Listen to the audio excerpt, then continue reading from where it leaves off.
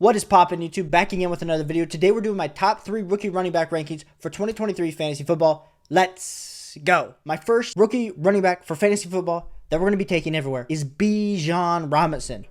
I hear what you're saying. Bijan Robinson, Caleb, how are you taking Bijan Robinson as the first rookie running back off the board? It's very simple to me. The reason we're taking Bijan Robinson as the first rookie running back off the board is because of his elite level talent. When we're talking about him, comparing him to past historical running backs coming into the rookie season, we're talking Saquon Barkley. We're talking Ezekiel Elliott. We're talking these guys that came in with high pedigree and performed their rookie season. Now, last few years, we have seen these running backs, they come in and it's a little slow off the jump. But the thing for me that makes me really excited about Bijan Robinson is the fact that he's playing in an offense that had the second most run attempts last season, where Atlanta averaged 32 rushing attempts per game. Now, a reason that Atlanta averaged 32 rushing attempts per game is part of the reason is that Marcus Mariota absolutely sucks. And when you have a quarterback that sucks as bad as Marcus Mariota did, what are you going to do? You're going to run him. You're going to run Tyler Algier. And let's be clear, last season, Tyler Algier was a rookie, and we didn't even expect the type of production that he put up, where he was averaging 10 fantasy points per game, put him as RB31, which you would expect a little bit higher, but he still averaged 4.9 yards per carry, which is super exciting. Currently right now in underdog drafts, Bijan Robinson's going F as RB3. So you're having to take CMC and Austin Eckler ahead of Bijan Robinson, but I think that is perfectly fine for Bijan Robinson. Getting him in the 106 to 109 range in your drafts feels absolutely great with the elite level upside that he does have. Marshawn Lynch is the best comparable player to Bijan Robinson on Player Profiler, and he just has the 30.0 BMI, which just makes us excited about the bell cow rank with an athleticism score of 102.3, which put him as RB7 in this class of rookies, which a lot of people are a little bit worried about.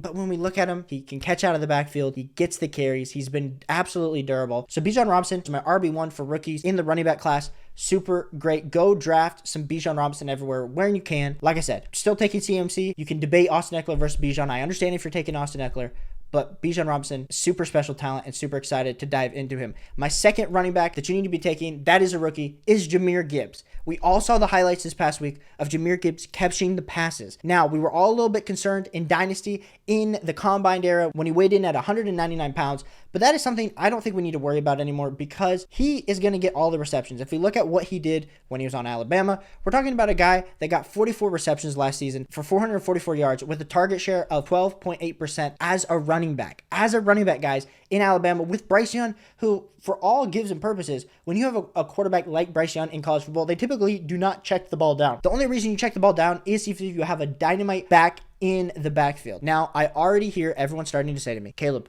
why are you taking Jahmyr Gibbs? Didn't Jamal Williams have a ton of touchdowns last season? And didn't they sign David Montgomery? Yes, they totally did. And the reason that I still like me some Jahmyr Gibbs is because you're getting him in the early third round of your drafts, where he has this elite level upside. Who we're talking that's getting drafted in front of him? CMC, Bijan, Austin Eckler, Saquon, Nick Chubb, Jonathan Taylor, Ramondre Stevenson, and then you're potentially having to debate between Jahmyr Gibbs. But with Jahmyr Gibbs' upside of having all these types of receptions, and yes, Jamal Williams had 20 touchdowns last season, but let's say just for a second that instead of David Montgomery just getting assumed that he's going to be the goal line back and he's going to get 20 touchdowns, what if we can say that Jahmyr Gibbs is going to get 9 to 10 touchdowns this season? How would that change your opinion? In the first preseason game, I know he only played 2 drives, but when they were in the red zone, they were giving the ball to Jahmyr Gibbs, which I think is super exciting for his prospects. We can't base everything off of preseason, but it does make me super excited for Jahmyr Gibbs in fantasy football. So that's why I'm super comfortable taking him in that third round range with the upside shot, and he's my second favorite rookie running back